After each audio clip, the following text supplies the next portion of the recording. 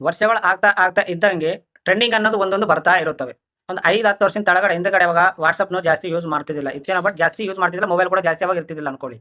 ಅವಾಗ ಬರ್ತ್‌ಡೇ ಅನ್ನೋದೇ ಯಾರು ಮಾಡ್ತಿದ್ದಿಲ್ಲ. ಅದು ಯಾರೋ ದುಡ್ಡಿದ್ದವ್ರು ಮಾತ್ರ ಮಾಡ್ತಿದ್ರು. ಇವಾಗ ಆದ್ರ ಎಲ್ಲರೂ ಬರ್ತ್‌ಡೇ ಸ್ಟೇಟಸ್ ದಿನಕ್ಕೊಂದು ಬರ್ತ್‌ಡೇ ಸ್ಟೇಟಸ್‌ಗಳು.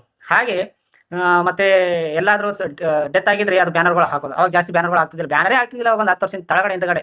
ಮತ್ತೆ ಇವಾಗ ಯಾವ್ದಾದ್ರು ಬರ್ತ್‌ಡೇ ವಿಶಸ್ ಮಾಡಿದ್ರೆ ಅದನ್ನ ಸ್ಟೇಟಸ್ ಮೇಲೆ ಮತ್ತೆ ಹಾಕೋದು.